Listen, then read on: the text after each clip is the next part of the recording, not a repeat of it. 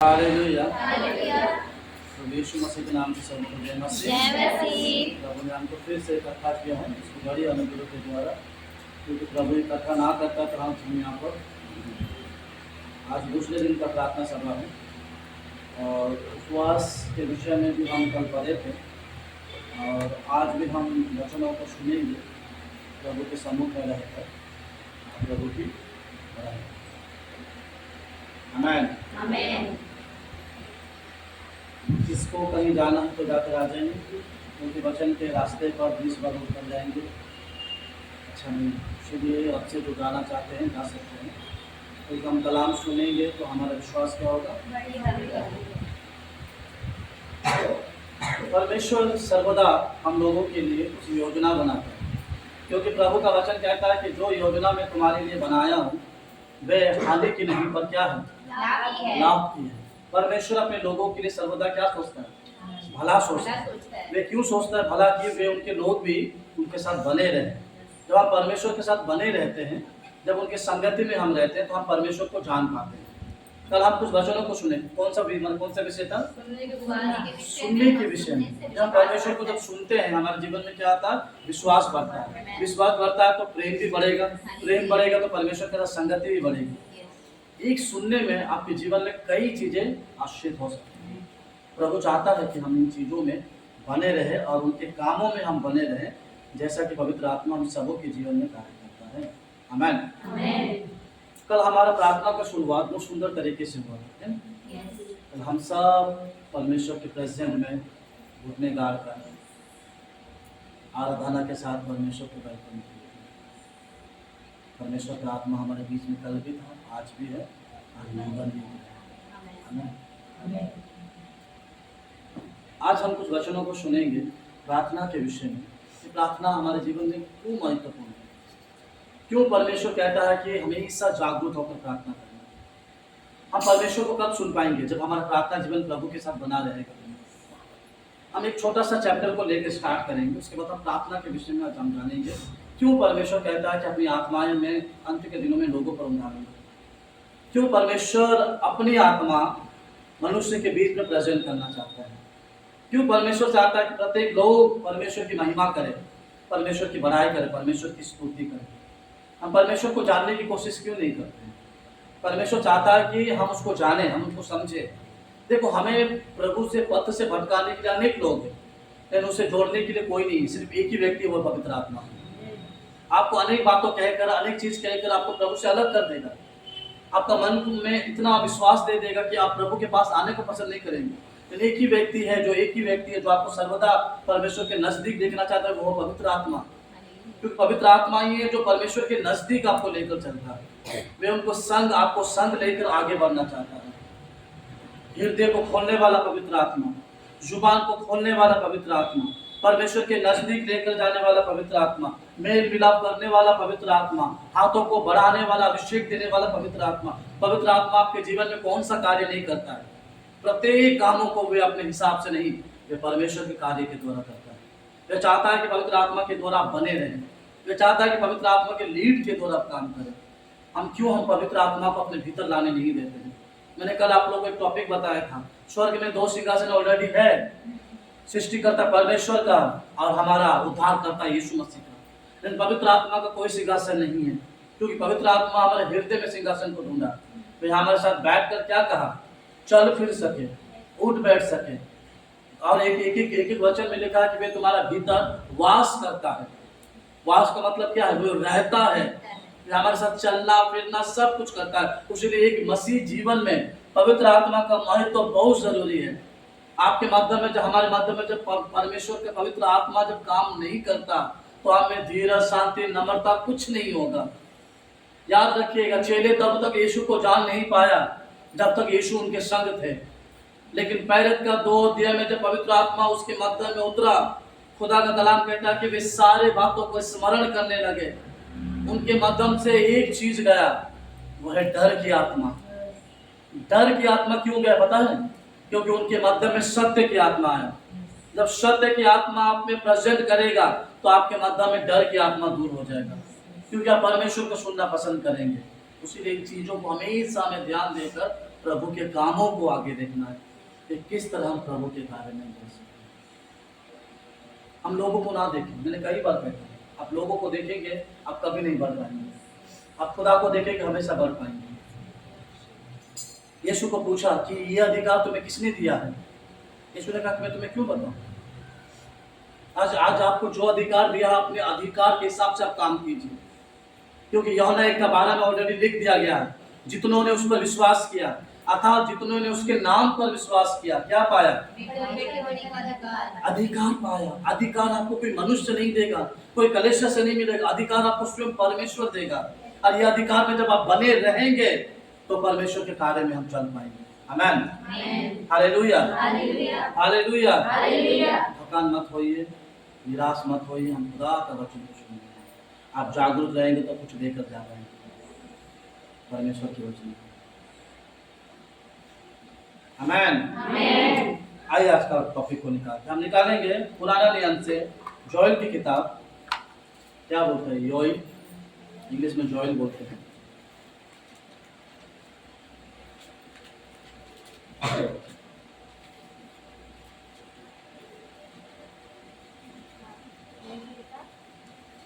उनका हम निकालेंगे 2 अध्याय।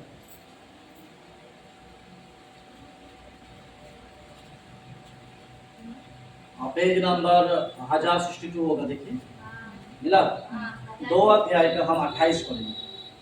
उन बातों के बाद मैं सब प्राणियों पर अपना आत्मा उंडेलूंगा। तुम्हारे बेटे बेटियां भविष्यवाणी करेंगी और तुम्हारे पुरनिये स्वप्न देखेंगे और तुम्हारे जवान दर्शन देखेंगे। तुम्हारे दास और दासियों पर भी मैं उन दिनों में अपना आत्मा उंडेलूंगा। हालेलुया। ये परमेश्वर का एक सुंदर सा वायदा है और सुंदर सा वचन है जो कहता है कि अंत के दिनों में मैं अपने लोगों पर पवित्र आत्मा का अभिषेक उंडालूंगा। जवान और बेटे बेटियां क्या करेंगे? क्या करेंगे? पढ़िए। उन बातों के बाद मैं सब प्राणियों पर अपना आत्मा उंडेलूंगा। तुम्हारे बेटे बेटियां भविष्यवाणी करेंगी। तुम्हारे बेटे और बेटियां भविष्यवाणी करेंगे। जवान और जितने बेटा और बेटियां क्या करेंगे? भविष्यवाणियां करेंगे। परमेश्वर जवानों को इसीलिए नहीं चुना है कि पाप में जाए, परमेश्वर जवानों को इसीलिए चुना कि आने वाला मार्ग को देखे कि परमेश्वर उनके द्वारा क्या काम करता है। आज कोई भी जवान हमारे कलेसिया और जहाँ भी हो भविष्यवाणी करता है। वे खुद भविष्यवाणी पूछने के पास्टर को तो मुझे बता मेरे जीवन में क्या होगा।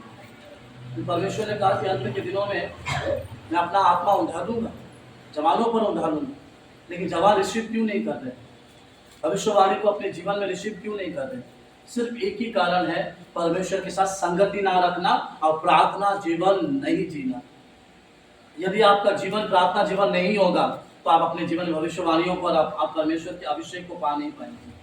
आप ऐसा पेड़ बनिए जिसमें फल भरपूर हो। लोग आपके पेड़ को नहीं आपके फल को देखकर आपको पहचाने कि आप खुदा के कलाम में चल रहे हो। क्योंकि प्रभु चाहता है कि आप उन कामों को करें जो वे अपने लोगों को देना चाहता है। अंत के दिनों में यह होगा कि परमेश्वर की आत्मा पूरे कलेसिया में उंडाली जाएंगे।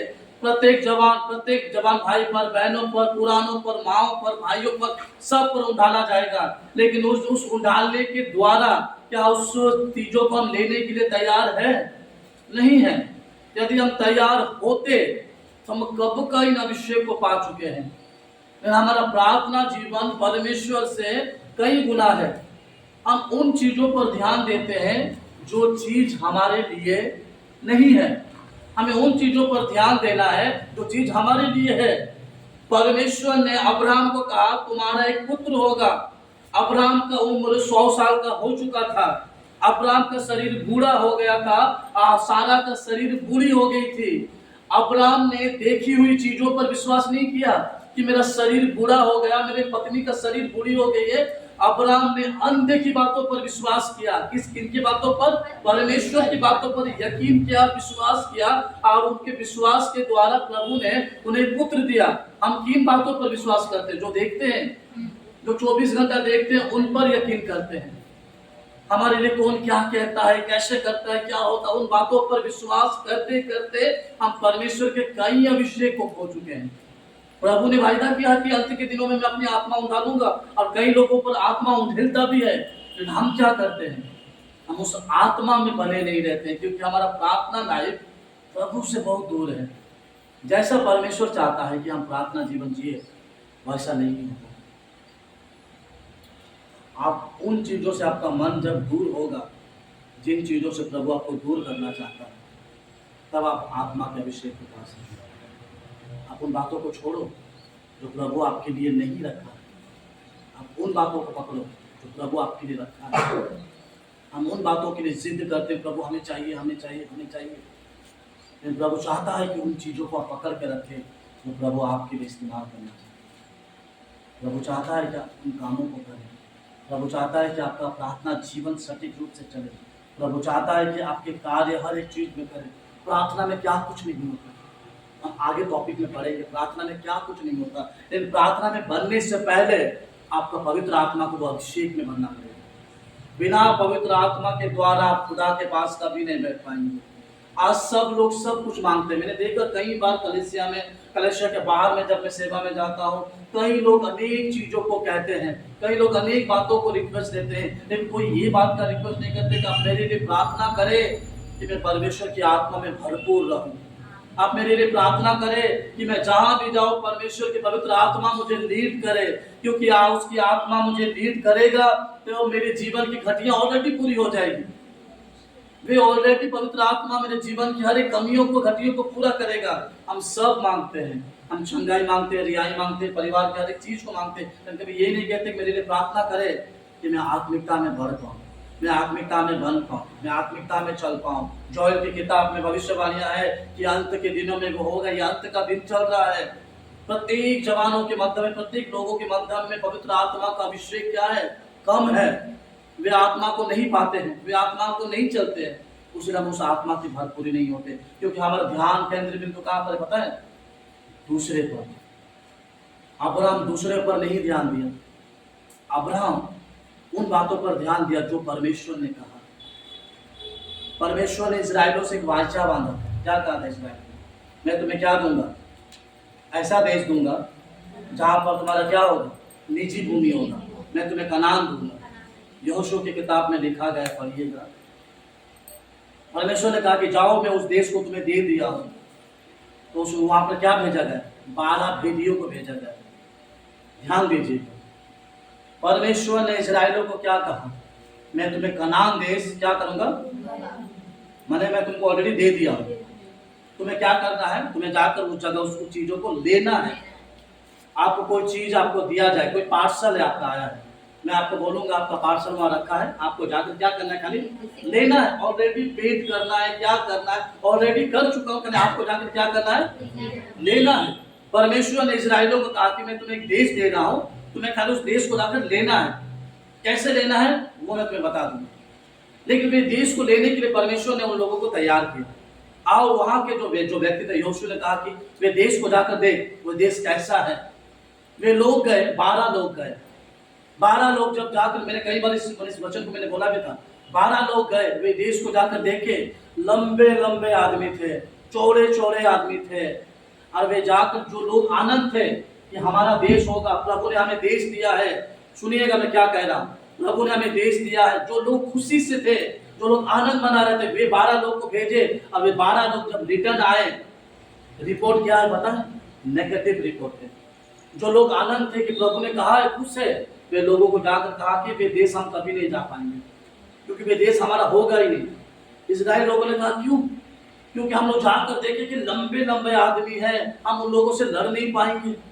गए रिपोर्ट लेने के लिए, लेकिन कोई अच्छी रिपोर्ट लेकर नहीं आया, बुरी रिपोर्ट लेकर आया कि वे लोगों से हम लड़ नहीं पाएंगे। लेकिन वे लोग परमेश्वर की बातों पर क्या नहीं किए। परमेश्वर ने क्या किया, मैं तुम्हें एक देश दूंगा, ऑलरेडी दे चुका है, तुम्हें क्या करना, जाकर तुम्हें खाली लेना है। लेकिन वे लोग उस देश में गए तो उन्हें क्या मिला, वे लोगों को देखकर डर गए और क्या आकर कहा कि हम वो देश में जा नहीं पाएंगे। लोगों ने वही यकीन किया जो देखा, लेकिन वे यकीन नहीं किया कि जो परमेश्वर ने कहा। आज कई बार प्रभु में बहुत कुछ कहता है, मैं तुम्हारे वंश को बचाऊंगा, मैं तुम्हारा पीढ़ी को बचाऊंगा, मैं तुम्हें इस्तेमाल करूंगा, तो भयभीत ना हो, तू चिंता ना कर, अपनी आत्मा उतारूंगा, अनेक चीज तुम्हें बताऊंगा। हम सोचते प्रभु कब करेगा, मैं तो वचन पढ़ते पढ़ते थक जाता हूँ, ये होता ही नहीं। कैसे होगा? क्या परमेश्वर के साथ वैसा संगति रखते हैं जैसा प्रभु चाहता है? प्रभु का दास गया, जाकर कहा कि हमें इससे डर नहीं लगता, क्योंकि हमारे पक्ष में हमारे साथ हमारा परमेश्वर, हम लड़ेंगे। सिर्फ दीवार कैसे टूटी, मैंने प्रचार किया था, तलवारों से, बम से, लाठियों से कैसे टूटी? आराधना से, परमेश्वर के प्रेजेंस से एरियो की दीवार टूटी गई। तो आप सोचो परमेश्वर का प्रेजेंट कितना जरूरी है, पवित्र आत्मा सबके जीवन में कितना जरूरी है। पाप से दूर करता है, व्यभिचार से दूर करता है, बुरी संगतियों से दूर करता है, परमेश्वर के पास बैठा कर रखता है, आने वाला समय को बताता है। पवित्र आत्मा एक लोगों के जीवन को बदलता है। वह चाहता है कि आपके भीतर आना जाना नहीं, वे आपके भीतर वास करे। क्योंकि जब पवित्र आत्मा आता है तो एक व्यक्ति किस तरह से प्रार्थना करता है? रोमियो 8 अध्याय उसके 26 वचन।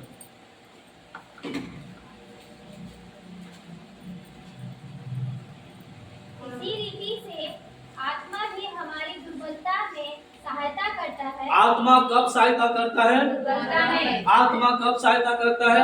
हम जब मजबूत रहते हैं तब करता है, हम जब बलवंत रहते हैं तब करता है। पवित्र आत्मा हमारा सहायता तब करता है जब हम सबसे ज्यादा डाउन हो जाते हैं, लोग हमें घृणा करते हैं, लोग हमें पसंद नहीं करते, बीमारी में, तकलीफ में, मुसीबतों में, प्रॉब्लम में जब पड़े रहते हैं, तब हमारी दुर्बलताओं के साथ पवित्र आत्मा हमारे सहायता करता है। फिर क्योंकि हम नहीं जानते हैं कि प्रार्थना किस रीति परमेश्वर की अधीनता में प्रभु के पास कैसे जाना है, परंतु आत्मा आप ही ऐसी आए, पवित्र आत्मा हमारे भीतर रहकर भरकर जो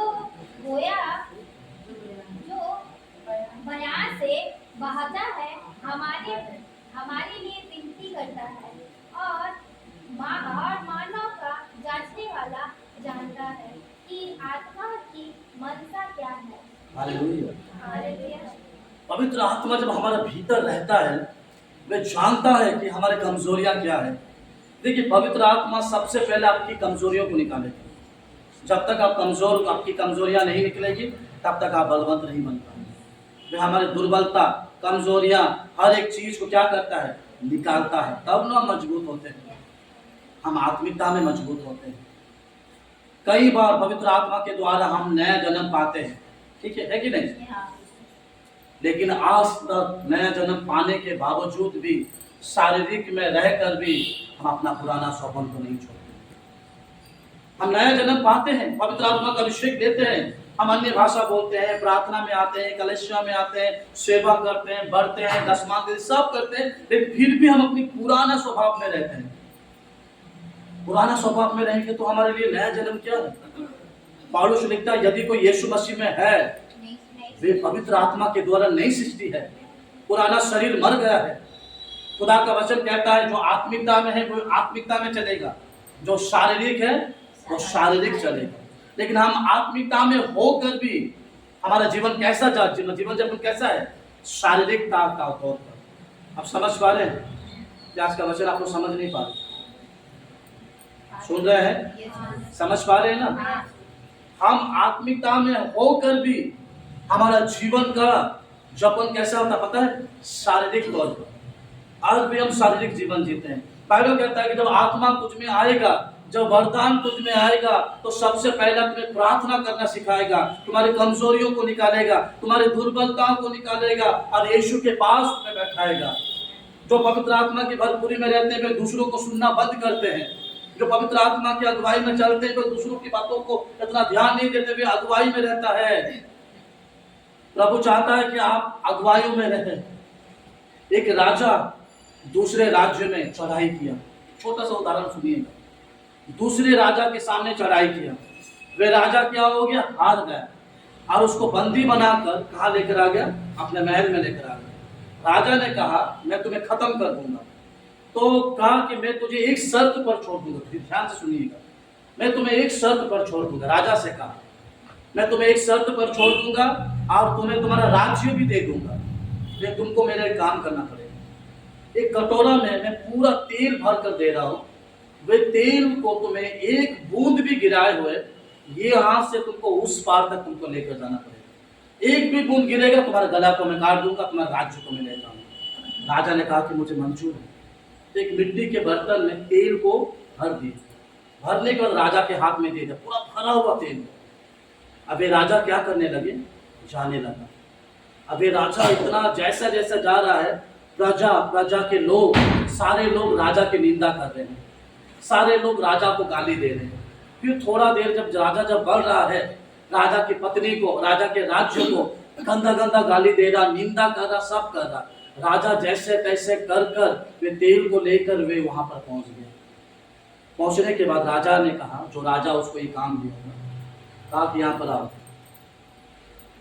मैं तुम्हारा राज्य और तुम्हें रिटर्न कर देना, लेकिन एक बात बता।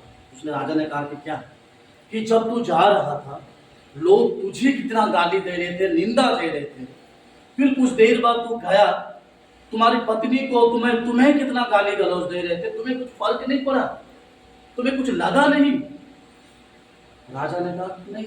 बोला क्यों फर्क नहीं पड़ा? वो वंडरफुल बात कहा उसने, क्योंकि मेरा ध्यान तेल पर था, तेल कहीं गिर ना जाए, क्योंकि ये तेल गिर जाएगा मेरा जीवन चला जाएगा। ये तेल को लेकर मैं कैसा वहां तक पहुंचूं, मेरा ध्यान तेल पर था, लोगों पर नहीं। आपका ध्यान पवित्र आत्मा पर रहेगा तो पवित्र आत्मा उन लोगों के सामने से आपको निकाल लेकर जाएगा जो लोग आपके विषय में बुराई करते हैं। आपका ध्यान तेल पर रखिए, आपका ध्यान उस कटोरा पर रखिए जो कटोरा का तेल आप पर उंधाना गया है। राजा ने उन लोगों की बातों पर ध्यान नहीं दिया, राजा का ध्यान तेल पर था। अब ये तेल के ऊपर में इतना खो गया कि लोगों की निंदा, गाली, बुराइयां उसे कुछ सुनाई नहीं दिया, वे तेल के साथ ही बढ़ने लगा। पवित्र आत्मा का सिंबल तेल है।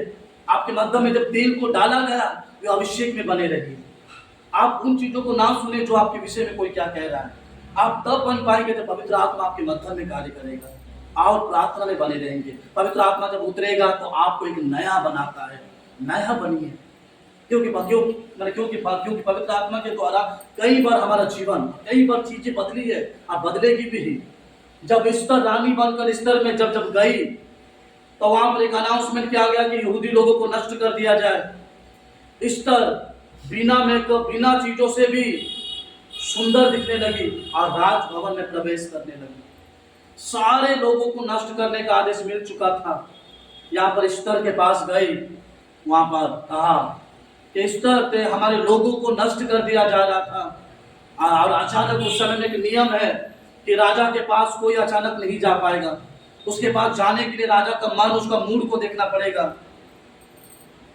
लेकिन इन नियमों को हटाने के लिए इस्तर ने क्या किया? खुदा का वचन कहता है कि उसने प्रार्थना किया, उपवास रहा, अपने लोगों के साथ मिलकर उसने उपवास की प्रार्थना की। उसने अनाउंसमेंट किया, ना कुछ खाओ ना कुछ पियो, जब तक मैं राजा के कक्ष में ना जाकर यह अनुमति को लेकर ना आऊं, तब तक तुम सारे लोग प्रार्थना में बने रहो। आज हमारा जीवन कैसा है?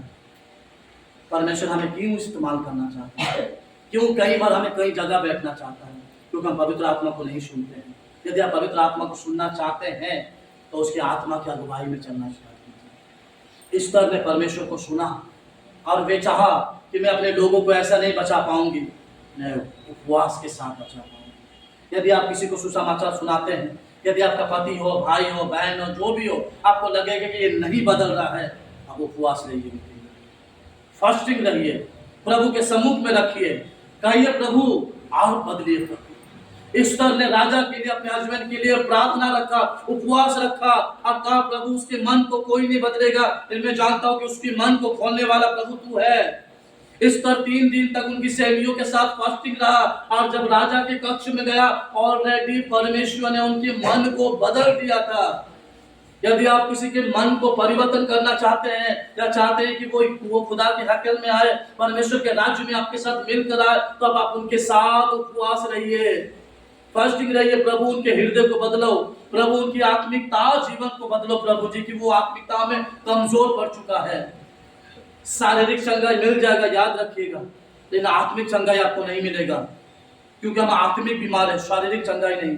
क्योंकि खुदा का कलाम कहता है कि यदि तुम्हारा मन निर्मल है तो तुम्हारा पूरा शरीर चंगाई है, यदि तुम्हारा मन रोगी है तो तुम्हारा पूरा शरीर रोग बन जाएगा। इसलिए अपने भीतरता को, अपनी आत्मिकता को सही रीति से चलाइए। पवित्र आत्मा चाहता है कि आप उसके अधीनता में रहें, पवित्र आत्मा चाहता है कि उसकी लीड में रहे। ईस्टर ने विजय पाया कैसे? सिर्फ उपवास और प्रार्थना के द्वारा।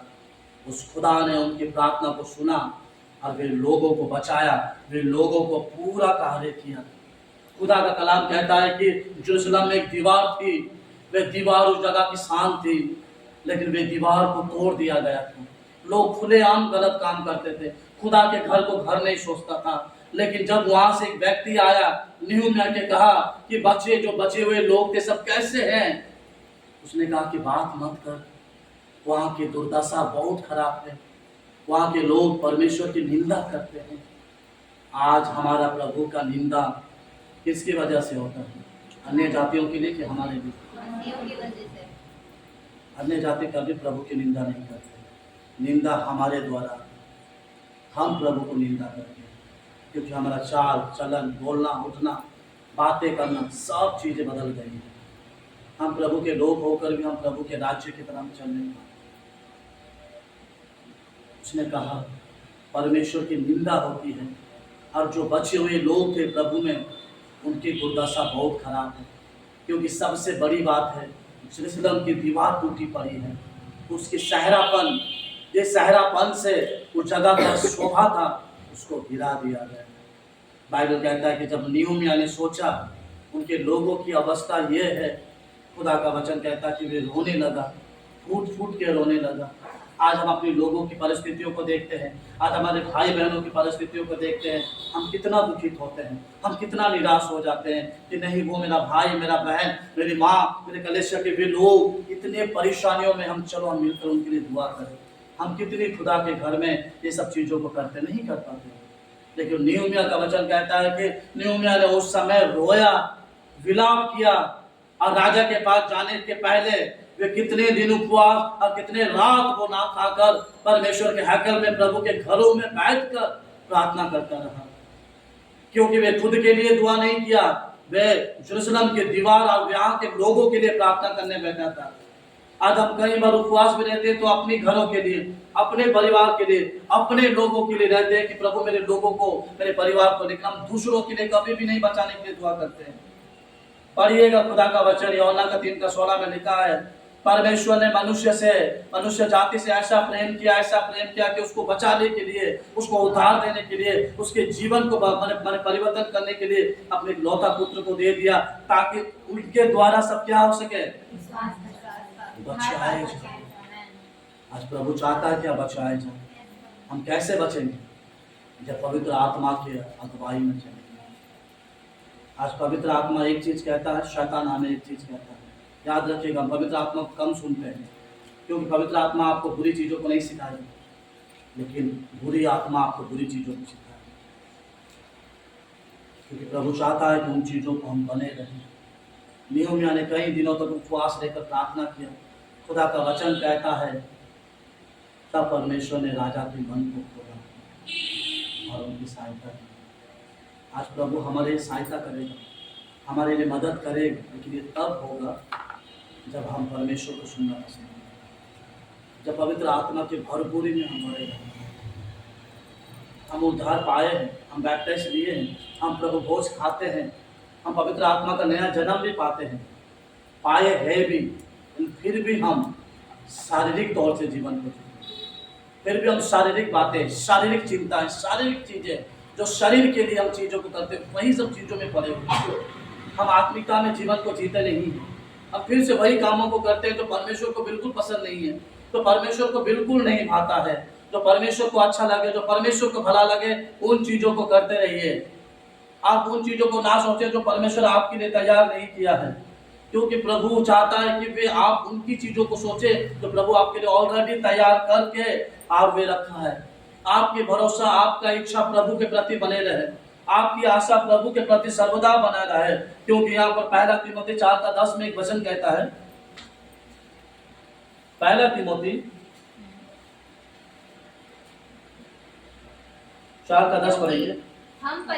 क्योंकि हम परिश्रम और यत्न इसीलिए करते हैं कि हमारी आशा उस जीवित परमेश्वर पर है, जो सब मनुष्यों का और नीच करके विश्वासियों का उद्धार करता है।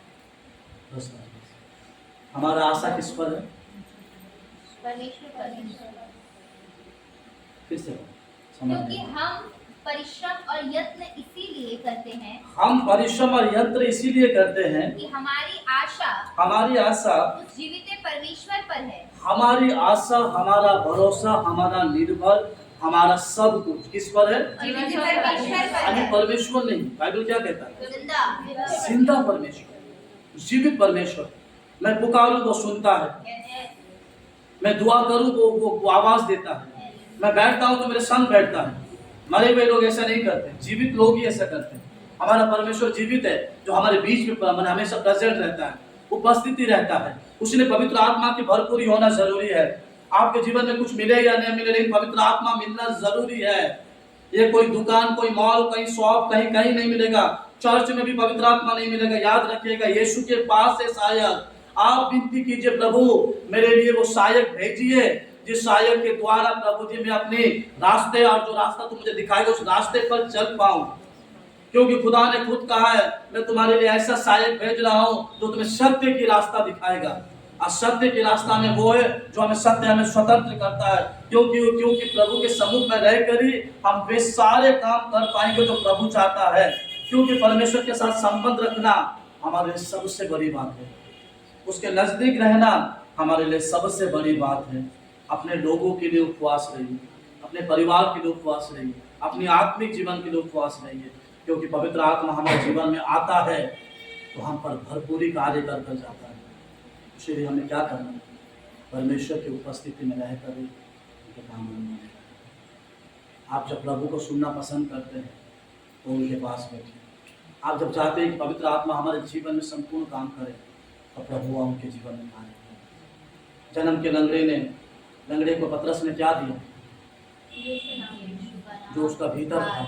क्या कहा? मेरे पास सोना चांदी कुछ नहीं है, लेकिन मेरा भीतर कुछ है। किसी ने मुझे कुछ दिया है, मैं रखा हूँ संभाल कर, वही चीज दे रहा हूँ।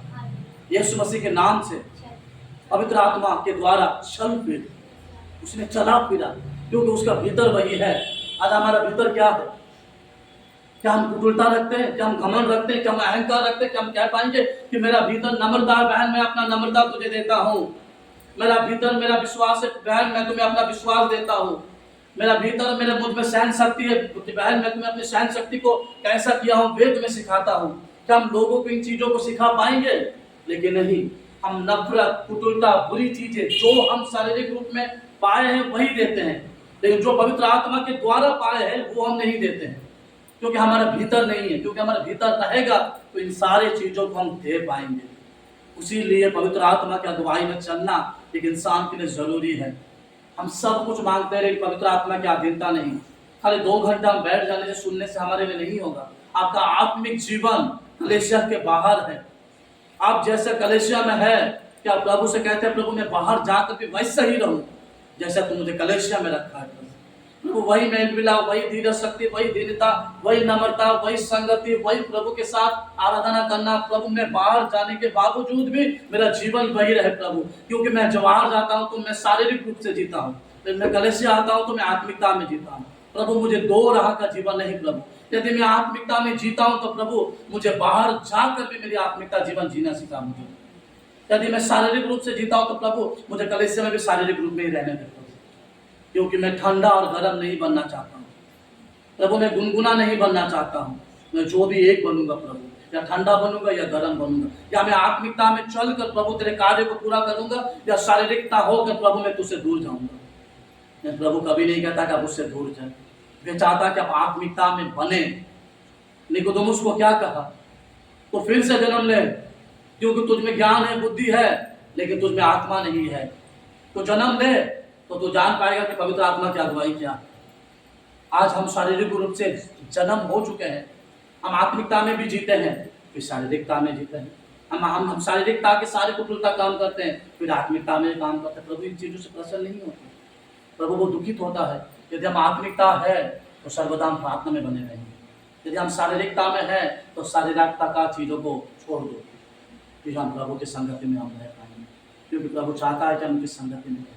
क्योंकि पवित्र आत्मा हम सबों को क्या करता है, तैयार करता है, रेडी करता है, और हम सबों को दिखाता है। तो प्रिय लोग, आप परमेश्वर में बने हैं तो प्रभु में बने रहिए, पवित्र आत्मा की संगति में रहिए, प्रार्थना जीवन जी, कलाम पढ़िए, प्रभु के वचनों में रहिए, तब आप जान पाएंगे कि प्रभु का राज्य, प्रभु का सेवकाई क्या है। उन दिनों में लोग परमेश्वर को उतना महत्वपूर्ण नहीं देते थे, उनके वचनों को महत्वपूर्ण नहीं देते थे। बहुत मुश्किल से लोगों को वचनों को मिलता था, लेकिन आज आपके सामने फ्री में वचनों को मिला है। जो है आप इस कलाम के द्वारा सीखिए। पवित्र आत्मा आपको लीड करेगा, पवित्र आत्मा आपको सिखाएगा, पवित्र आत्मा आपको बचाएगा हर एक बुरी बातों से, झूठी बातों से, हर एक चीज़ को आपको क्या करेगा, तैयार करेगा कि वो झूठी बातों से आप दूर हो सके। प्रिय लोगों, आप परमेश्वर की संगति में रहिए, पवित्र आत्मा की अगुवाई में चलिए। आप कहिए, प्रभु मुझे वो सहायक दे कि जिनके द्वारा मैं सही मार्ग को चुन पाऊँ, क्योंकि मेरा मार्ग क्या है प्रभु, गलत है। मैं आत्मिकता में होकर भी प्रभु जी मैं शारीरिकता में जीवन को जीता हूँ। इसलिए प्रभु के संगति में, प्रभु के अनुग्रह में आप बढ़ते जाए, क्योंकि आप नहीं बढ़ेंगे तो आप प्रभु के काम नहीं बढ़ेंगे। हमें दिन बढ़ना है, नम्रता बढ़ना है, संयम होकर प्रभु के काम करेंगे। जब हम उस काम को जब करते रहेंगे तो प्रभु हमें क्या करेगा, एक नया जीवन देता है। क्योंकि पिता परमेश्वर चाहता है कि प्रभु उन सम्मुख में रहकर ही वे कार्य करें, क्योंकि पिता परमेश्वर की अगुवाई, उसके अनुग्रह के द्वारा परमेश्वर चाहता है कि हम उस राज्य में प्रवेश करें। दान के समय में कई लोग थे, लेकिन परमेश्वर का नजर उस गरीब विधवा पर ही है। खुदा ने चिल्ला कर कहा कि सब ने अपनी बढ़ोतरी के अनुसार दिया, लेकिन इस विधवा के पास जो कुछ था उसने दे दिया, उसने कुछ रख नहीं था। आज हमारे पास क्या है, हमारी कमजोरी क्या है, हमारी बुराइयां क्या है, हमारे घटे क्या है, सब प्रभु जानता है। प्रभु क्या कहता है, मेरे पास आओ, बलवंत होकर नहीं, कमजोर होकर आओ। पवित्र आत्मा के द्वारा मैं तुम्हें बल दूंगा, मैं तुम्हें सामर्थ बनाऊंगा, मैं तुम्हें सब कुछ करूंगा। आप जब चाहते हैं कि आप खुद से बन जाएंगे, कभी नहीं बन पाएंगे। आप अपनी कमजोरी प्रभु को दीजिए। कई दासों ने अपनी कमजोरी प्रभु को दिया, प्रभु ने उसको छोड़ा नहीं, उसको बलवंत किया, मजबूत किया, हर एक चीज को प्रभु ने कार्य किया। प्रभु चाहा कि वे सारी चीजों को बताएं। इसलिए प्रिय लोगों, प्रार्थना के द्वारा छुटकारा है, प्रार्थना के द्वारा रिहाई है, प्रार्थना के द्वारा आजादी है। आप जब आजाद पाना चाहते हैं, रिहाई पाना चाहते हैं, तो पवित्र आत्मा की भरपूरी में रहिए। आप लोगों को ना देखें। राजा का ध्यान किस पर था, तेल पर था, लोगों के शब्द पर नहीं था। उसे पता है कि मैं लोगों को सुनूंगा तो मेरा ये जीवन जो आत्मिक जीवन है मेरे हाथ से छूट जाएगा। आपके हाथों में आत्मिक जीवन दिया, पवित्र आत्मा का तेल दिया गया। आप जब लोगों को सुनना स्टार्ट करेंगे तो वो आत्मिक जीवन फिर तेल आपके हाथ से गिर जाएगा और मौत के अलावा कुछ नहीं होगा। आप लोगों की बातों को कम सुनिए, छोड़ो उनकी बातों को, आगे बढ़ो। प्रभु हमें आगे बढ़ने के लिए बुलाया है। जब दानियल को पता चला कि उसे सिंह की गुफा में डाल दिया जाएगा, दानियल अपना कदम को पीछे नहीं हटाया। वे जानता था कि उनके संग कोई है। लोगों ने कई बात कहा कि दानियल राजा का इतना सहकर्मी होकर, राजा का इतना प्रिय होकर, देखो दानियल खुद को नहीं बचा पाया। दानियल का परमेश्वर कैसा है, दानियल डरपोक है। दानियल उन लोगों की बातों को बिल्कुल ध्यान नहीं दिया, क्योंकि दानियल को पता था कि उसका परमेश्वर क्या कर सकता है। यदि आप उन बातों को ध्यान देंगे तो आप अपने परमेश्वर की ओर कमजोर पड़ चुके हैं, आप परमेश्वर की ओर मन मजबूत नहीं है। दानियल क्या गया, बैठा, आराधना किया, प्रार्थना किया, और जो शेर उसको खाने के लिए भेजा गया, पवित्र आत्मा उसके मुंह को बंद किया। दानियल को सम्मानित के साथ निकाला गया। शायद अबीदिनो को जब आग में डालने के लिए जब तैयार किया, वे डरे नहीं। वे ये नहीं कहा कि प्रभु हे राजा मुझे छोड़ दे, मुझे माफ कर दे, हम दोबारा आराधना नहीं करेंगे। उसने सिर्फ एक बात कहा कि तू मुझे आग में भी डाल दे, जो आग में तू डालता है मुझे उस आग से बचाने वाला एक भयानक आग भी है, वो है परमेश्वर। परमेश्वर ने वही किया, उसको बचाने के लिए वे आग में गए। अब वे आग क्या हो गया, आग बुझ गया, आग ठंडा पड़ गई, लेकिन वे लोग आत्मिकता में भर कर थे, वे लोग जले नहीं। कितने लोगों ने उन पर निंदा किया, ताना किया, लेकिन वे लोग किसमें भरे हुए थे, पवित्र आत्मा के तेल से भरे हुए। यदि आप पवित्र आत्मा के तेल से भरे हुए हैं तो आप तैयार हैं, आप लोगों की बातों को नहीं, क्योंकि आत्मिकता जीवन और सांसारिक जीवन हमारा अलग है। हम संसार को देखेंगे, हमारा जीवन खत्म हो जाएगा, लेकिन हम आत्मिकता में बढ़ेंगे, हम खुदा यीशु को देख पाएंगे। आप उसको देखिए, चलिए। खुदा का कलाम क्या कहता है मत्ती 25 में, जो तैयार थे तैयार होंगे नहीं, ऑलरेडी उनके पास तेल था और रहेगा भी। प्रभु कहता पवित्र आत्मा तेल आपके मध्य में रखिए, वे तेल रहेगा, आपका ध्यान तेल पर जाएगा, पवित्र आत्मा पर जाएगा, उसके वचनों पर जाएगा। आपका कान, आपका शरीर, आपका मन संसारिक रूप में नहीं जाएगा, आपको सिर्फ पवित्र आत्मा लीड करेगा, क्योंकि पवित्र आत्मा है जो आपको लीड करता है, चलाता है। इसलिए प्रिय लोगों, परमेश्वर की अगुवाई में चलिए, पवित्र आत्मा की अगुवाई में चलिए, तब हम बढ़ पाएंगे, चल पाएंगे और समझ पाएंगे। आइए इस समय हम पूरा आंखों बंद करते हैं और पूरा दुआ करते हैं। पवित्र आत्मा,